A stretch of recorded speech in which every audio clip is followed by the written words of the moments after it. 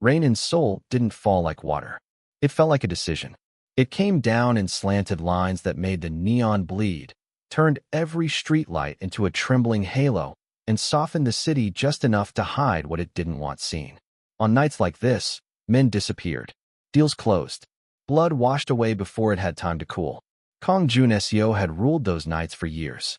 People said he controlled the most dangerous mafia in Seoul the way other men held umbrellas, calmly, like it was nothing, like it was normal to decide who lived comfortably and who didn't live at all. His syndicate had a name people whispered only after checking who might be listening. Biko. White Tiger. It sounded clean, almost noble, until you learned what it meant.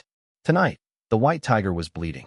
Jun-seo stumbled out of the black sedan like his body didn't recognize his authority anymore. The vehicle door swung half-closed, bounced once, and hung open as if even the car was shocked by his weakness. His hand pressed hard against his side. The suit beneath his palm was saturated and warm. Every breath was a sharp negotiation. He'd been in 100 rooms where men promised loyalty. He'd heard the word hyung said with reverence, watched younger soldiers bow their heads and swear they'd die before they betrayed him. But betrayal didn't always announce itself with a gun pointed at his face. Sometimes it arrived with a familiar voice, a hand on his shoulder, and the soft click of a door locking behind him. The last thing he remembered clearly was the private room in the Hyeon Noribang near Cheongdam. Dim gold lighting, expensive whiskey, laughter that sounded rehearsed. Then the sound of the first shot that wasn't meant to kill him, only to confuse him. The second shot had been meant to end him. He dodged the second by instinct and pride, but the third had found his side like destiny. And now he was here, staggering through a narrow alley that smelled of wet trash and cigarette ash, leaving a trail the rain couldn't erase fast enough. His phone was gone. His men were gone. His kingdom was somewhere behind him, and for the first time in years, he didn't know which direction safety was. He forced himself forward anyway, because a man like Kang Jun-seo didn't stop. He didn't collapse. He didn't show the world that even tigers could limp. He turned the corner, and the alley widened slightly, opening into a small side street lined with closed shops and a single convenience store still glowing like a weak promise. The streets were emptier than usual, as if the city had sensed danger and pulled its ordinary people indoors. He took 2 steps toward the light, and his vision blurred. The rain got louder. His knees buckled. He managed to catch himself on the wall, wet bricks scraping his knuckles, but his body refused to negotiate any further. His legs folded. His shoulder hit the ground. The impact sent a bright, sick flash through his ribs. He tasted blood, iron, and regret. Somewhere close by, a door chime sounded. The bright little ding-dong of a normal life. Footsteps followed. Light steps, not the heavy rhythm of men trained to hurt. Jun-seo didn't lift his head. He couldn't. The world tilted. A shadow fell over him. A woman's voice cut through the rain, startled and immediate. "Oh my God, hey, hey." Her tone wasn't careful. It wasn't suspicious. It wasn't the voice of someone about to take advantage. It was the voice of someone who hadn't learned to ignore suffering. Jun-seo tried to speak, but his throat gave him nothing. His fingers twitched, searching for any weapon, any control, anything. The woman crouched despite the rain soaking her jeans. "You're bleeding. You're really bleeding." Her hands hovered, uncertain for half a second. Then she moved, decisive. She slid one arm behind his shoulders and tried to lift him. He should have shoved her away. A stranger was a risk. A witness was a risk. Anyone was a risk. But his strength was gone, and something else was slipping too. His grip on the idea that he was untouchable. "I can't," she muttered, voice tight with effort. "I can't carry you like this. Can you stand? Just for a second?" He didn't answer. His head lolled. Okay, I'm doing this." She looked around, scanning the street with quick eyes. The convenience store light made her face visible in flashes, dark curls escaping a ponytail, brown skin slicked with rain, eyes wide and alert. A stranger, yes, but not from the world that hunted him. Not one of the polished Seoul elites who pretended gangsters didn't exist while benefiting from their fear. She reached into her bag, pulled out a small pack of tissues, then cursed softly when she realized how useless that was. "I live close. Like 2 blocks. Her voice was shaky but stubborn. "If you pass out on me, I swear I'll drag you." She hooked his arm over her shoulder and and stood. He stumbled with her, dead weight, but she didn't let him fall. A car drove by slowly on the main road. Its headlights swept across them like suspicion. The woman froze for a heartbeat, then forced them forward, turning her face away as if this was normal, just helping a drunk stranger home. The car kept going. Juneseo's mind tried to memorize details. The woman's accent, English brushed through her Korean, like she'd lived elsewhere. The way she moved, no fear in her posture, just urgency. The smell of soap on her sleeve when he leaned into her. He didn't remember deciding to trust her. He only remembered the moment her apartment door opened, warm air hitting his rain-soaked face, and then darkness closing like a curtain. If you're still here right now, don't blink, because this is the part where everything changes. And if you like stories where love and danger collide, where one decision rewrites two lives, make sure you subscribe to Afro-K Ruthless love stories, like this video, and share it with someone who loves drama that hits hard. Because what that stranger did next, nobody in Seoul would have believed. When Juneseo woke, the first thing he registered was pain, deep, pulsing, dragging through his side every time his heart beat, like it was punishing him for still being alive. The second thing was unfamiliar silence. No guards outside a door. No murmuring voices of men waiting for orders. No city skyline outside floor-to-ceiling glass. Instead, there was a small room with cream-colored walls. A humidifier hummed softly near a bookshelf. There were plants, real ones, crowded by the window as if they had been invited to survive on purpose. He lay on a narrow couch with a blanket that smelled like laundry detergent and warmth. His shirt was gone. A bandage wrapped his side, tight and clean. He tried to sit up, and his vision flashed white. Don't. The woman's voice came from the kitchenette area, firm now. If you rip the stitches, I'm not redoing them. He turned his head slowly. She stood by the counter, holding a mug of something steaming. She wore an oversized hoodie, hair down now, curls framing her face like a storm that had settled. She looked tired, but her eyes were steady. You're awake, she said, as if she'd expected him to fight his way back. He swallowed, throat dry. Where? My apartment. She stepped closer and set the mug on the coffee table. Drink. It's ginger tea. You lost a lot of blood. His gaze flicked over her living room. No luxury, no expensive art, just a simple place that belonged to someone who worked, came home, and tried to make peace in a city that didn't always offer it. How did you? His voice sounded rough. He hated it. The woman crossed her arms. I called no one. If that's what you're asking. His jaw tightened. That was both good and dangerous. Why? She hesitated, as if surprised he'd ask. Because you were dying in the rain. He studied her face for deception. He had spent years reading men who smiled while planning murders.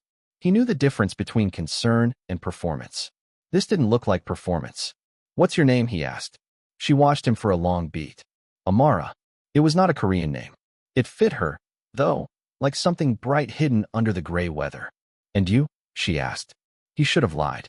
A man like him always lied to civilians. He could give a fake name, disappear, and never see her again. But the bandage on his side didn't exist because he'd been clever. It existed because she had been. June, he said, giving her a piece instead of the whole. Amara didn't push, but something about her expression suggested she knew June wasn't the truth. She'd just decided she didn't need it yet. I'm not a doctor, she said, pulling a chair closer and sitting, elbows on her knees. But I did a first aid course, and I work at a community center. We deal with people who get hurt and don't want questions. That sentence settled in the air like smoke. Juneseo's eyes narrowed. You're used to this. Not like this, she said quietly. Not gunshot like this. He felt his muscles tense under the blanket. His mind tried to stand up and take over, to plan his escape, to calculate whether she had called police, whether her building had cameras, whether his enemies had tracked blood. Amara pointed at his phone. It sat on the counter, drying in a bowl of rice. I found it in your pocket, she said. It was broken. I didn't go through it. He didn't believe anyone at first. Trust was a currency he didn't spend. But there was no fear in her eyes. No greed. No excitement. She looked like a woman who had made a decision and was now committed to it, even if it was stupid. You should have left me, he said, voice low. And you should have worn a better jacket if you planned to get shot tonight, she shot back. A faint, involuntary exhale escaped him. Not a laugh. Not quite. But the tension shifted. Amara leaned back slightly, then looked at him with a seriousness that sharpened her features. "Listen," she said. "I don't know who you are, but someone wanted you dead. If they find you here, they'll hurt me too. So we're going to do this right." He stared at her. Her chin lifted. "You stay quiet. You don't go near my window. And if you can walk tomorrow, you leave. No drama." Juneseo's gaze dropped to the bandage again. "You stitched me." "I did," she admitted. "I watched a video." "That's insane." "So is bleeding out in an alley." Her eyes softened just a fraction. "Drink the tea." He reached for the mug, careful. His hand shook slightly from blood loss. He hated that too.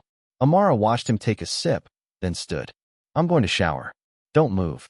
He almost smiled again at the ridiculousness of being ordered around in a stranger's apartment.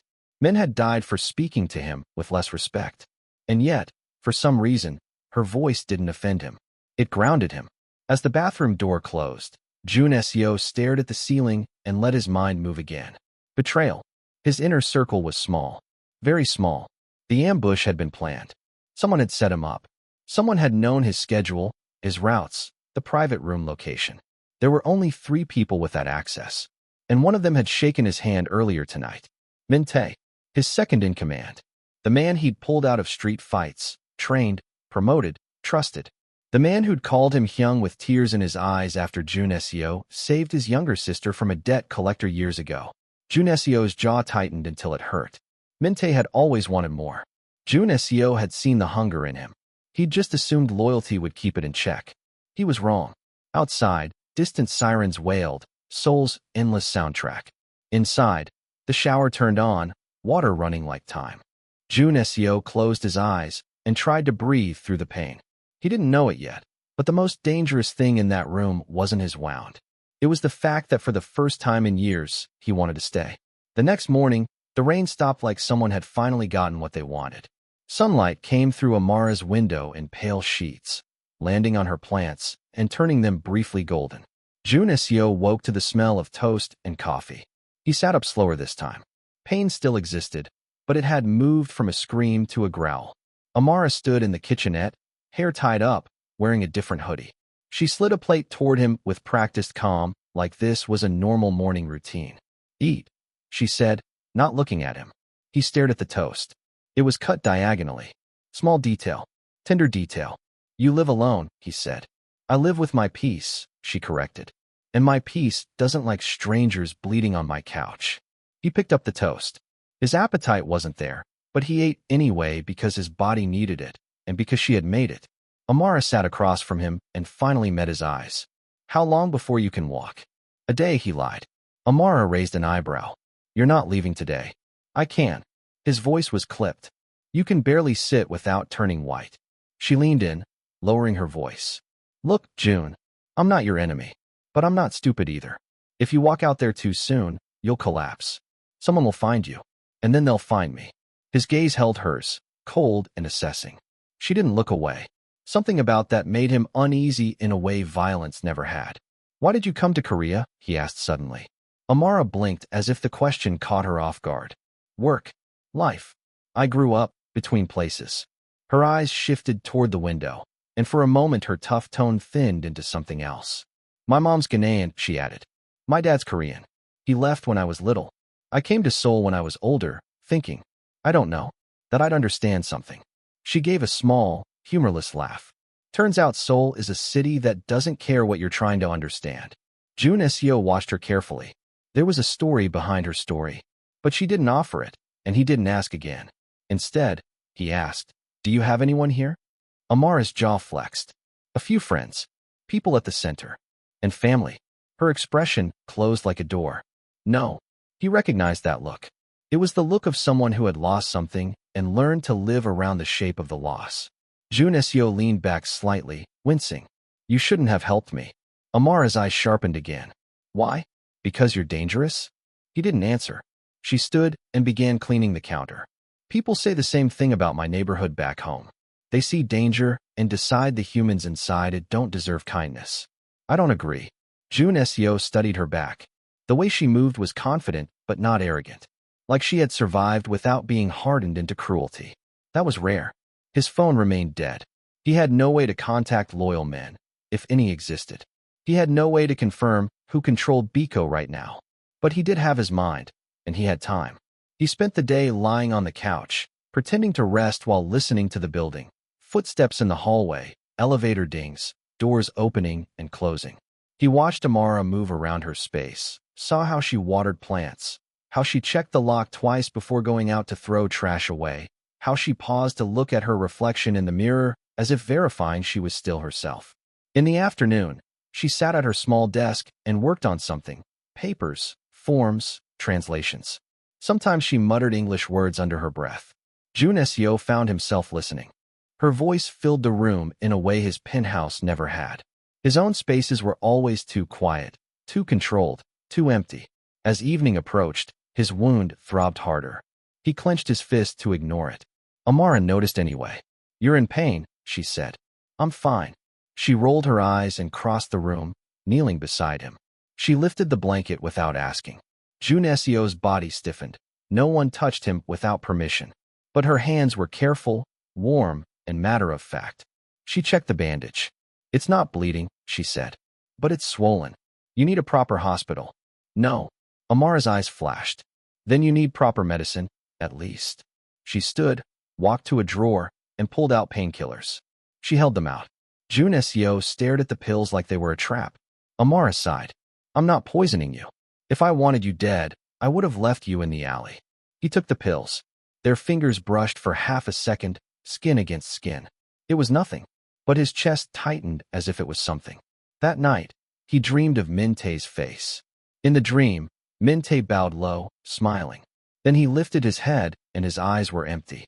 He reached into his jacket, not for a gun, but for a crown. He placed it on his own head. Jun Seo woke with a jolt, sweat cold on his neck. Amara was asleep on the floor near the couch, wrapped in a blanket, like she had decided her body would act as a barrier between him and the door. He stared at her in the dark. He didn't understand her, but he couldn't stop thinking about her. 2 days later, Jun Seo could stand without swaying. He tested his weight carefully, breathing through pain, and took a few steps across the living room. Amara watched him like a hawk, arms crossed. "You're leaving," she said, not a question. He nodded. Amara's lips pressed into a thin line. "Okay." She walked to the counter and handed him his phone, still broken, and a small paper bag. "What's that?" he asked. "Bandages. Antibiotic ointment. More painkillers." She hesitated. "And some cash." "Not much." Jun Seo's gaze snapped up. "No. It's mine," she said quickly. "I'm not asking you to owe me. I'm asking you to not collapse on the subway." He stared at her, emotion flickering in his eyes before he buried it under control. "I don't take charity," he said. Amara's face hardened. "Then call it repayment for bleeding on my couch." For a moment, neither moved. Then Jun Seo took the bag. He should have walked out and never looked back. But he found himself lingering near the door, hand on the knob. Amara stood a few steps away, trying to look like she didn't care. He spoke without turning around. "If they come here, if anyone asks about me." "I saw nothing," she said immediately. "I know nothing." A pause stretched. Amara's voice lowered. "Do you think they'll come?" Jun Seo finally turned and looked at her. "If they want me dead, they'll look everywhere." Amara swallowed, but she didn't flinch. "Then you should end it fast." Jun Seo's mouth tightened. "You don't understand how this works." "Then explain," she challenged. He stared at her, then shook his head. "Stay cautious. Lock your door." Amara gave a sharp laugh. "I do." Twice. He nodded once, then opened the door. The hallway smelled like detergent and old food, the scent of ordinary lives. Jun Seo stepped out like a man stepping into a world he no longer owned. As the door closed behind him, he felt something unfamiliar, like he'd left part of himself in that small apartment. He descended the stairs instead of using the elevator, moving quietly. His body still hurt, but adrenaline helped. On the street, Seoul moved like nothing had happened. People walked with coffee cups, couples argued softly, a delivery scooter cut through traffic. And somewhere in this same city, Min-tae was probably sitting in Jun Seo's chair. Jun Seo pulled his hood up and disappeared into the crowd. He didn't go to any of his known safe houses. Those were the first places Min-tae would search. Instead, he went to an old apartment building in Mapogu, a place he'd kept hidden even from most of Biko. A place tied to a time when he'd been poor, angry, and unimportant. He let himself in with a key he kept taped under a stair railing on the third floor, an old habit from an old life. Inside, the apartment was bare except for a table, a chair, and a hidden compartment beneath the floorboard. He lifted the board and pulled out a burner phone.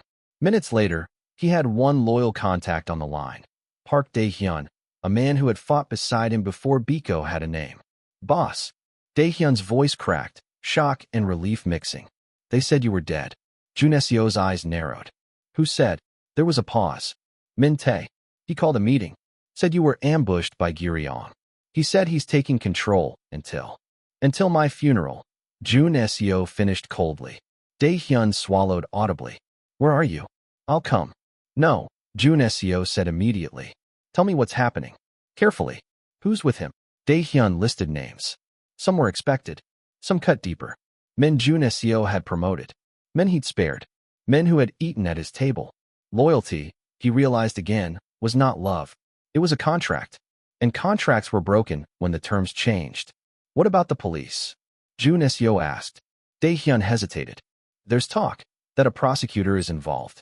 A man named Han Sung-woo. Min-tae has been meeting someone from the government side. Jun Seo's jaw tightened. Corruption was always in the background of organized crime, but this sounded bigger. If a prosecutor was backing Min-tae, then Min-tae wasn't just trying to replace him. He was trying to erase him. And if Jun Seo came back publicly, they wouldn't just send street soldiers. They'd send the system. After he ended the call, Jun Seo sat in the quiet and listened to his own breathing. He had options.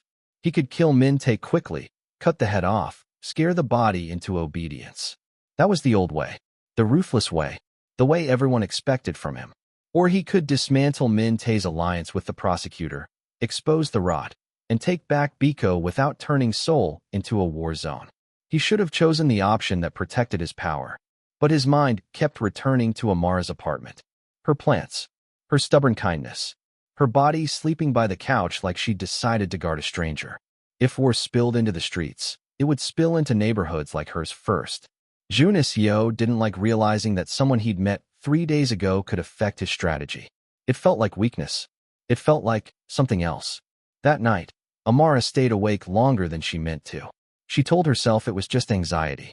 That helping a bleeding stranger and letting him sleep in her home was enough drama for a year. That she should be relieved he was gone. But her apartment felt too quiet now. Her couch held the ghost of his presence, someone controlled, dangerous, and somehow unbelievably tired. She tried to focus on paperwork for the community center. A grant application. A list of names for a youth mentorship program. Names. The paper blurred. Her phone buzzed with a message from her friend Jisoo. You okay? You've been weird. Amara typed a response and deleted it. Typed again and deleted it again. What was she supposed to say? I saved a man who was shot and I think someone is hunting him and now I'm scared, but also, I don't know what else. Instead she replied, just tired. Work. She put her phone down and walked to her window. The city looked normal. Too normal. A betrayal hiding in plain sight. She locked the window latch even though it was already locked. Then she checked her door twice. In the middle of the night, she heard a sound outside her unit. Not loud. Not dramatic. Just the soft click of something touching metal. Her breath froze. She stood up slowly, heart pounding, and moved toward the door. She didn't have a weapon. Only a kitchen knife that felt laughable. She pressed her ear to the door. A voice murmured in Korean, low and impatient. Open up. Another voice, deeper. Don't scare her. We're just asking questions. Amara's stomach dropped. They had found her. She backed away from the door, eyes darting. The peephole showed 2 men in dark jackets standing close, faces partially hidden under caps. Not police. Not delivery. Their posture screamed confidence, the kind that came from knowing fear worked. Amara's hands shook as she grabbed her phone and typed 112. Before she could hit call, the door handle rattled. Then a knock, harder. Miss, we know you're in there. Amara's breath came fast. She didn't think. She acted.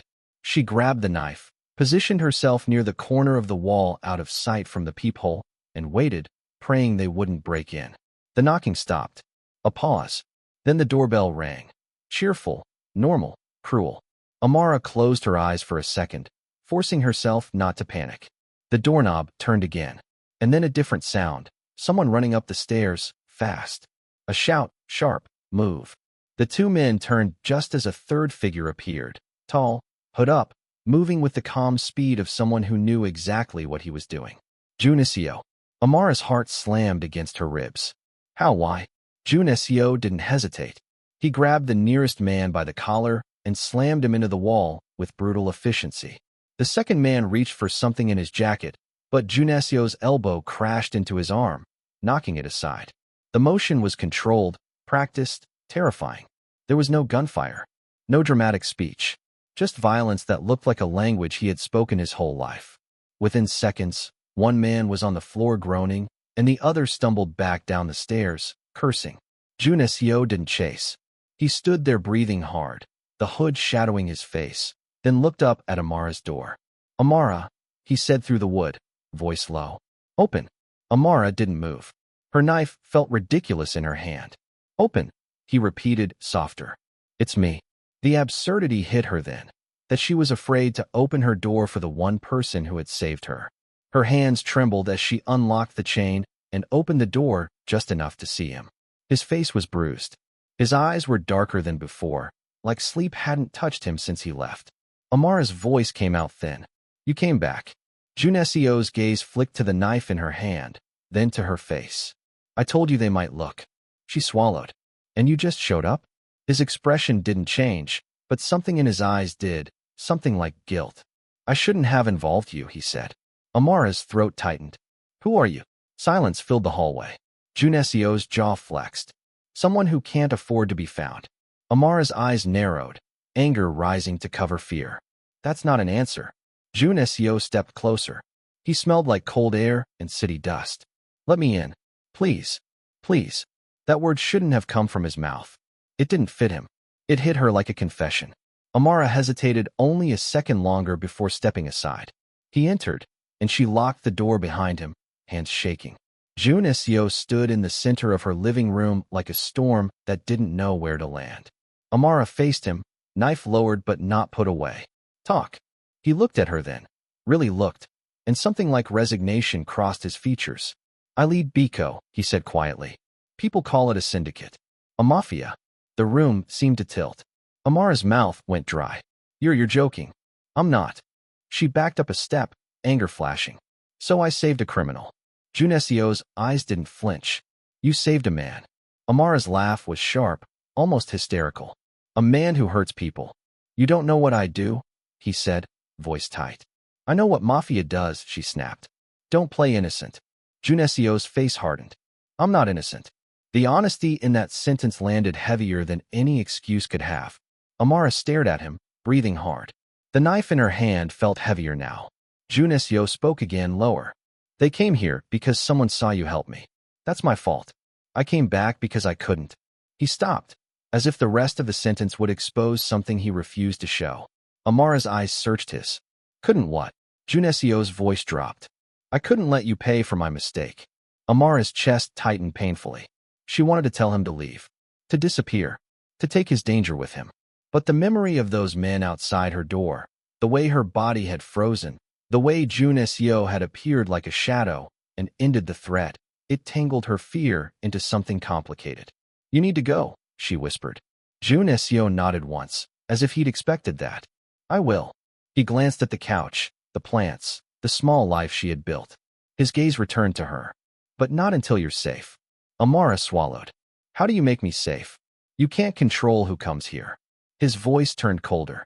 I can control who leaves. The air between them snapped with tension. Amara's voice shook with anger. You think violence fixes everything. Junisio stepped closer until she could feel his presence like heat. It fixes the things I was raised to fix. And what about the things you weren't raised for? She asked, eyes shining with something that surprised her. Junisio froze. For the first time since she met him, he looked uncertain. That moment, his uncertainty, made her realize something frightening. He wasn't just dangerous. He was lonely, and loneliness in a powerful man could be as deadly as any weapon. If you're feeling that twist right now, if you're caught between fear and curiosity, this is exactly where the story turns ruthless. Tap subscribe on Afro-K Ruthless Love Stories. Hit like if you want more stories where love walks straight into danger, and comment right now. Should Amara run, or should she stay? Your comment helps this new channel grow, and I'm reading them. Jun Seo didn't stay long that night. He insisted on checking the stairwell, the street, the corners where shadows could wait. He moved through her building like he owned it, but his eyes never stopped scanning for threats. Amara watched from her doorway, arms crossed, trying to keep her face hard. But inside, something had cracked. When he returned, he stood in her living room again, quieter now. They'll come back, he said. Amara's stomach tightened. Those men. Not those exact ones. His voice was flat. But someone sent them. Someone with resources. Amara's face turned pale. The police? No, he hesitated, then added. Not yet. Amara's anger surged again. So what do I do? Move? Quit my job? Disappear because you brought your war to my door? Jun Seo's eyes flinched at the word war. I can get you somewhere safer, he said. Just for a few days. Amara shook her head. I'm not going with you. Jun Seo's jaw tightened. Then I'll stay here. No, she snapped. That's worse. If anyone sees you. They already did, he cut in. Silence. Amara's breath trembled. Why are they trying to kill you? Jun Seo's gaze darkened. Because someone close to me wants what I have. Amara stared at him. So this is about power. It's always about power, he said, but his tone sounded like he hated the truth of it. Amara's hands curled into fists. Then why did you come back? You could have let me handle it. You could have disappeared. Jun Seo looked at her for a long beat. Because you saved me when you didn't have to. Amara's throat tightened. She looked away first, hating that her body reacted. Jun Seo's voice softened. I don't forget debts. She scoffed. I don't want your debt. I want my life. His eyes narrowed slightly. Then let me protect it. Amara turned back, frustration and fear mixing. Protect it how? By hurting more people. Jun Seo didn't answer. Because the truth was yes. That was exactly how he protected anything. Amara walked to her window and stared out at the city. I'm not asking you to become good, she said quietly. I'm asking you to not make me part of something I hate. Jun Seo's voice came from behind her, lower. And I'm not asking you to love me. She turned sharply. Love you. The word hung in the air like a forbidden thing. Jun Seo's gaze held hers. He looked as surprised as she felt, as if he hadn't meant to say it out loud. Amara's heart pounded. You don't even know me. I know you didn't leave me in the rain, he said simply. Her eyes burned. That doesn't make me special. It does, he said. Amara's breath caught. She didn't know what to do with the sincerity of a man like him. It felt like a trap and a gift at the same time. That night, he slept on the floor again, this time because she demanded it. Amara lay in her bed staring at the ceiling, listening for sounds outside. But the sounds she couldn't escape were inside her chest. Over the next few days, the city began to show its teeth. Amara noticed a black car parked near her building more than once. Not always the same car, but always dark, always lingering. A man in a cap stood near the convenience store too long. A different man rode the elevator to her floor and didn't get off, then rode back down. Jun Seo watched all of it with cold patience. He didn't call his men to storm the place. He didn't bring a crew to start shooting. Instead, he used the kind of intelligence only a mafia boss could have. Connections in delivery companies, in building management, in the quiet corners of the city that normal people didn't know existed. He spoke into burner phones in short sentences. He met a contact once, late at night, in a parking garage. He returned with a bruise on his cheekbone and silence in his eyes. Amara tried not to ask questions, but she couldn't stop her curiosity from bleeding through. One evening, she found him in her kitchen, staring at a small framed photo on her shelf. It was old, edges slightly worn. Amara in a graduation cap, smiling beside a young man with similar eyes. Jun Seo looked up as she entered. Amara's voice went tight. Don't. Jun Seo set the photo down carefully. Your brother? Amara's throat closed. You don't need to know. His gaze stayed on her. He's not here. Amara's eyes flashed with warning. Drop it. Jun Seo's jaw flexed. I can find him. The words hit her like a slap. Amara froze. What did you just say? Jun Seo's voice was calm. If he's missing, I can find him. Amara's hands trembled. Anger and hope collided so violently, she didn't know which emotion to hold. My brother is not your problem, she said, but her voice cracked. Jun Seo stepped closer, eyes steady. Then why do you look like it's killing you? Amara's breath broke. He disappeared 2 years ago, she whispered. He came to Seoul before me. He said he found work. He said he was okay. Then he stopped answering. She swallowed, pain sharpening her words. Police didn't care. They told me maybe he ran away. Maybe he was doing something illegal. Like that makes him disposable. Junesio's eyes darkened, something shifting in his expression. Amara noticed the change immediately. What? He didn't answer fast enough. Amara's heart began to race. What do you know? Junesio's voice went low. What's his name? Amara hesitated, dread crawling up her spine. Kwame. Junesio went still. It was only a slight change, his shoulders tightening, his eyes narrowing as if the room had suddenly gotten smaller. Amara's face drained of color. You know something? Junesio's jaw clenched. Amara. No. Her voice rose, sharp and trembling. Say it. What do you know about my brother? Junesio looked at her like a man deciding whether to step off a cliff. Then he said quietly, there was a man, a foreigner. 2 years ago, someone in my organization mentioned him. A translator. A courier. Amara's knees felt weak. A courier for Biko. Junesio didn't deny it. Amara's eyes filled with tears she refused to let fall. So he was involved with you. Junesio's voice tightened. Not with me personally. Biko is big. Amara laughed bitterly. That's your excuse? You're so powerful you don't even notice who gets crushed under your feet. Junesio's face hardened, but his eyes showed something worse than anger. Regret. I didn't order anything against him, he said. Amara's voice shook. But your world touched him. And he disappeared. Junesio stepped forward, reaching out as if to steady her. Amara flinched back like his hand was fire. Don't touch me, she whispered. The room felt colder. Junesio's voice went quiet. Tell me everything you know about his last message. His last job. Anything. Amara's tears finally spilled, hot with rage. Why? So you can bury it deeper? So you can keep me calm while you keep living your life. Junesio's eyes flashed. So I can bring him back. Amara stared at him, sobbing silently now, shoulders shaking. For a moment, Junesio looked like he might break too. Then he turned away, fists clenched. Someone used him, he said, voice hardening into steel. If Min-tae is connected to this, I'll tear him apart. Amara's laughter came out sharp and broken. You keep saying his name like I'm supposed to care. Junesio turned back, eyes burning. You should care. Because Min-tae is the reason I was shot. And if he's rising now, he'll erase everything that can threaten him, including you. Amara froze. The truth slammed into her. She wasn't just collateral. She was a loose end. And Junesio, this man she had saved, this man she had started to see as human, was tied to the reason her brother vanished. Her chest felt like it was splitting. You need to leave, she whispered again. Junesio stared at her. No. Amara's voice rose. Leave? You brought death to my door, and you think you can fix it with more death. Junesio stepped closer, face tight with emotion he couldn't name. I'm already here, he said. And whether you want it or not, our stories crossed. Amara wiped her tears hard, then uncrossed them. Junesio's gaze dropped to her hands, small, shaking, furious. Then he looked at her face and his voice lowered. I can't. The confession sounded like weakness, like truth. Amara stared at him, stunned by the rawness of it. Because despite everything, despite the danger, despite her anger, some part of her knew he meant it. And that was the most frightening thing of all.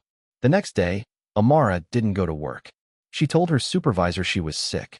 It wasn't a lie. She felt ill with fear and grief and confusion. Junesio stayed near the window, watching the street like a predator guarding territory. He made calls in short bursts. Amara tried to ignore him, but she couldn't ignore the new reality. Her brother's disappearance might not be an unsolved mystery. It might be a chain with links she could finally touch. In the afternoon, Junesio's burner phone rang. He answered, listened, then ended the call without a word. Amara watched him. What? Junesio's face was unreadable. I found something. Her heart jumped. About Kwame? He nodded once. Amara stood so fast her chair scraped. Tell me. Junesio hesitated. Not here.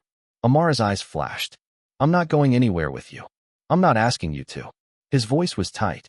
But someone is watching this building. They'll hear us. They'll move. Amara's breath shook. Then what do we do? Junesio's gaze locked onto hers. And in that moment she saw the full force of him. Not just violence, but intelligence, patience, and something almost protective. We go somewhere public, he said. Somewhere loud. Somewhere full of cameras and people. Amara stared. Like where? A market, he said. Namdimun. It sounded insane, running toward crowds when danger lurked. But it also sounded like the first plan that wasn't built purely on brutality. Amara swallowed and nodded slowly. They left separately. Amara took the subway, blending into the crowd. Jun Seo followed at a distance, hood up, face angled away from cameras. He moved like a shadow that understood light. At Namdimun Market, the air was thick with fried food smells and shouted prices. Tourists moved slowly. Vendors waved skewers and scarves. Cameras were everywhere. Phones, CCTV, eyes. Amara felt safer in the noise. Jun Seo met her near a stall selling hats. He didn't touch her. He didn't even stand too close. But his presence made the air feel charged. He led her through narrow aisles until they reached a small cafe tucked behind a row of shops. They sat at a table near the back. Amara leaned forward. Talk. Jun Seo's eyes scanned the cafe automatically. Then he reached into his jacket and slid a small flash drive across the table. Amara blinked. What is that? Evidence, Jun Seo said quietly. Minte has been paying Prosecutor Han. They've been laundering money through a construction company. They've also been using foreign workers, undocumented, desperate, as couriers. Disposable. Amara's stomach clenched. Kwame. Jun Seo's jaw tightened. Yes. Amara's hands shook as she stared at the flash drive. Is he alive? Jun Seo didn't answer immediately. That pause felt like a knife. Amara's voice broke. Is he alive, Jun Seo? Jun Seo's eyes looked heavier than before. I don't know. Amara's breath left her in a ragged exhale. Tears burned again. Jun Seo spoke softly, and the softness made it worse. But I know where they move people like him. A warehouse site in Incheon. It used to be one of our logistics points before Min-tae took control. Amara's hands clenched. Then we go. Jun Seo's voice turned hard. We don't go. I go. Amara's eyes flashed with fury. You think I'm going to sit and wait while you decide my brother's fate? Jun Seo's gaze locked onto hers. If you go, you die. Amara leaned forward, voice shaking. I've been dying for 2 years not knowing. The cafe noise around them blurred. Jun Seo's expression tightened, as if her pain physically hit him. Then, quietly, he said, if I bring him back, will you hate me less? Amara froze. The question wasn't logical. It wasn't strategic. It was personal. And it revealed a truth neither of them had said clearly yet. Whatever was growing between them, it was already tangled with guilt and longing. Amara swallowed. I don't know, she whispered. Because I don't know what you are to me. Jun Seo stared at her like he wanted to step closer, but knew he shouldn't. Then he stood. Go home, he said. Amara stood too, fists clenched. No. Jun Seo's eyes hardened. Amara. She lifted her chin. If you leave me out, I'll go alone. He stared, realizing she meant it. And then, with a slow exhale, he gave in. Not fully, but enough. You don't come inside, he said. You stay in the car. Doors locked. If anything happens, you drive away. You do not play hero. Amara's voice was flat. I already played hero when I saved you. Something flickered in his eyes. Pain, gratitude, something dangerously close to tenderness. Then don't do it twice, he murmured. That night, they drove toward Incheon. The highway lights streaked by like time running out. Amara sat in the passenger seat, hands clenched in her lap. Jun Seo drove with one hand, the other steady despite his still healing wound. He didn't blast music. He didn't speak. But in the silence, Amara felt the weight of what she had stepped into. When they reached the industrial area, the air smelled of sea salt and oil. The warehouse site sat behind a tall fence, lights dim, shadows thick. Jun Seo parked a block away. He turned to Amara. Stay here. Amara nodded, throat tight. Jun Seo opened the door, then paused. Amara looked at him. What? His voice was low. If I don't come back in 10 minutes, leave. Amara's eyes widened. No. Jun Seo's gaze held hers, steady and final. Promise me. Amara's lips trembled. I can't promise that. Jun Seo's jaw clenched. Then, softly, he said, You're the only person who ever saved me without wanting something. Amara stared, chest aching. Jun Seo's eyes flicked over her face like he was memorizing it. Then he closed the door and disappeared into the dark. Amara sat frozen, breathing shallowly. Minutes passed like hours. She stared at the warehouse fence, the dim lights, the emptiness around it. At the 8-minute mark, she saw movement, shadows shifting near the entrance. At the 9-minute mark, a vehicle pulled up to the warehouse. At the 10-minute mark, her phone buzzed with a message from an unknown number. Leave now. Amara's blood ran cold. She looked up just as a man stepped out from behind a nearby truck. Cap low, face hidden. He walked toward her car. Amara's heart slammed. She locked the doors again, even though they were already locked. The man approached slowly, as if he had all the time in the world. He tapped her window once with his knuckle, casual. Amara's hands shook as she reached for the gear shift. The man smiled. Then his hand moved toward his jacket. Before he could pull anything out, another figure came out of the darkness. Fast, brutal. Junicio. He hit the man like a wave, slamming him to the ground. The fight was short and vicious, a blur of controlled violence. Amara covered her mouth, eyes wide, forcing herself not to scream. Junicio stood over the man, breathing hard, then looked at Amara through the windshield. His face was grim. Amara shook her head frantically. Where's my brother? Junicio yanked the man up by his collar and shoved him toward the fence, out of Amara's view. Amara's phone buzzed again. He's inside. Amara stared at the message, then at the warehouse. Her brother might be inside, and Junicio had told her to stay in the car. Her hands trembled on the door handle. This was the moment when love and fear became the same thing, when staying safe felt like betrayal. She whispered, I'm sorry, to nobody, and unlocked the door. She ran. If you made it to this point, you're in the danger zone with them. Subscribe to Afro-K Ruthless love stories right now so you don't miss how this ends. Smash like if your heart is racing. Comment, Team Amara, if you understand why she ran, and share this story with a friend who loves ruthless twists. And when you're done, go binge the other videos on this channel, because every story over there is built to keep you locked in the same way. Amara sprinted toward the warehouse, lungs burning. The fence had a gap near the back, a torn section hidden behind stacked pallets. She didn't know how she knew. She just followed instinct and desperation. Inside, the warehouse smelled like damp concrete and rust. Light flickered from a single hanging bulb. The sound of voices echoed, men speaking Korean, one voice deeper and authoritative. Amara froze behind a stack of crates, peeking around the edge. She saw two men guarding a door inside the warehouse, an inner room. And she saw Min-tae.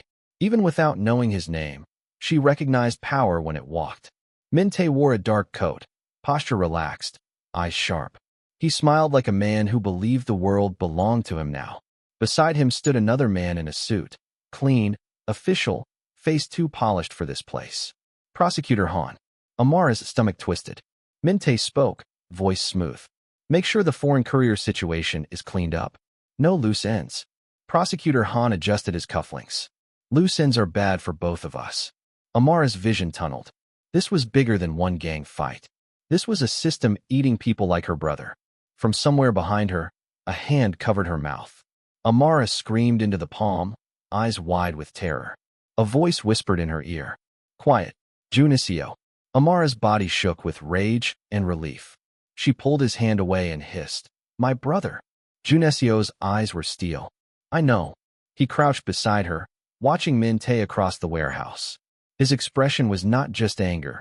It was cold resolve, like something inside him had finally snapped into place. Amara's breath shook. Where is Kwame? Junicio nodded toward the inner room. There. Amara's eyes burned. Then we go. Junicio's voice dropped. Not yet. Min-tae is here. Han is here. If I move wrong, they disappear him forever. Amara stared at him, trembling. So what do we do? Junicio looked at her then, and for the first time she saw fear in him. Not fear of death, but fear of failing her.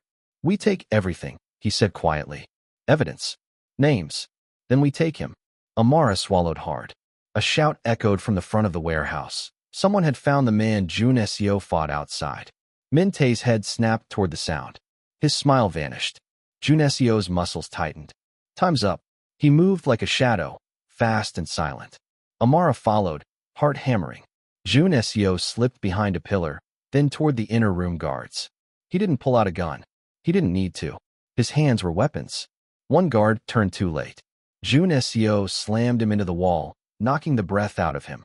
The second guard reached for a weapon, but Jun Seo kicked his knee sideways, dropping him with a strangled cry. Amara stared, horrified at how efficient it was.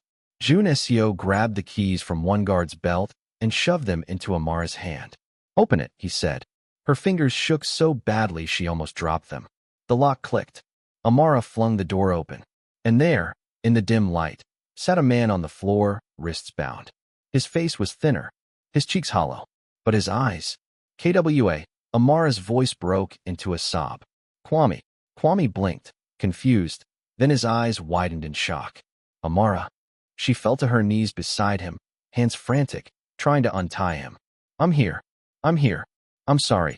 Kwame's voice was hoarse. You shouldn't be here. Amara cried harder. I couldn't. A sound at the doorway. Min-tae's voice, cold and amused. Well, isn't that touching? Amara spun around. Min-tae stood there with Prosecutor Han behind him, 2 more men at their sides. Min-tae's gaze landed on Jun Seo and his smile returned, slow and poisonous. Hyung, Min-tae said, voice dripping with fake respect. You're alive. Jun Seo stepped forward, placing himself between Min-tae and Amara like a shield. Min-tae laughed. You know what's funny? I always knew you'd die because of a weakness. I just didn't know it would be her. Amara's blood went cold. Min-tae nodded at her. A stranger. How romantic. Jun Seo's voice was deadly. You used foreign workers. Min-tae shrugged. They were already invisible. I just gave them a job. Amara's fists clenched. You're disgusting. Min-tae's eyes flicked to Kwame. And that one. He got curious. Started asking questions. Thought he could expose things. So we put him away for a while. Kwame's breath shook. Prosecutor Han sighed like he was bored. This is becoming messy. Min-tae smiled.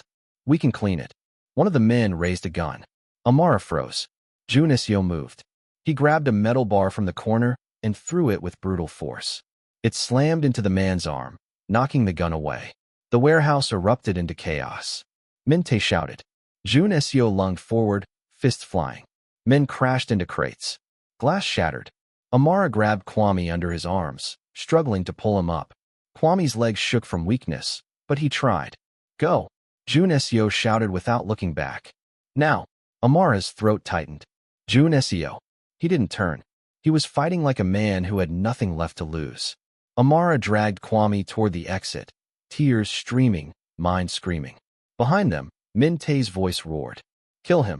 Amara and Kwame stumbled into the night air, running, bodies clumsy with panic. Amara shoved Kwame toward the car. Get in. Kwame collapsed into the back seat, gasping. Amara climbed into the driver's seat, hands shaking as she started the engine. She looked back toward the warehouse. She saw Jun Seo stumble out, blood on his lip, eyes wild. Min-tae followed with a gun raised. Amara screamed, Jun Seo. Jun Seo turned his head, eyes meeting hers for a split second. And that look was everything he couldn't say. Then he did something that shattered her. He smiled, small, almost peaceful. And he stepped back into the shadows, away from her car, drawing Min-tae's aim away from her and Kwame. Amara's breath broke into a sob. She understood then. He was sacrificing himself. Because that was what men like him did when they finally loved something more than power. Amara slammed the gas, tires screeching. The car surged forward, leaving the warehouse behind. Gunshots cracked through the night. Amara didn't know if any hit him. She just drove, crying so hard she could barely see. She drove until Seoul's lights swallowed her again, until the city looked normal, until her heart felt like it might explode. Kwame coughed weakly from the back seat. Amara, who was that man?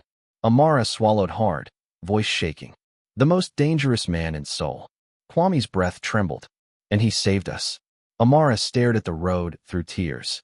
No, she whispered. I think. I saved him first.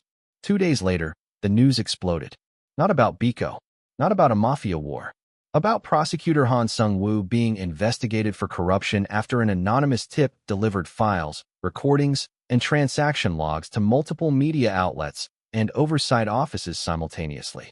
The story spread like fire. People were shocked, angry, hungry for more names. Amara watched it on her small TV, Kwame sitting beside her, wrapped in blankets, healing slowly. She didn't understand how the evidence got out, until she found the envelope taped under her coffee table. No name, just a note. written in simple Korean. Live. And beneath it, a second line in English, rough but clear. Don't look back. Amara's hands shook. She pressed the note to her chest and sobbed quietly. Kwame looked at her, eyes soft with questions.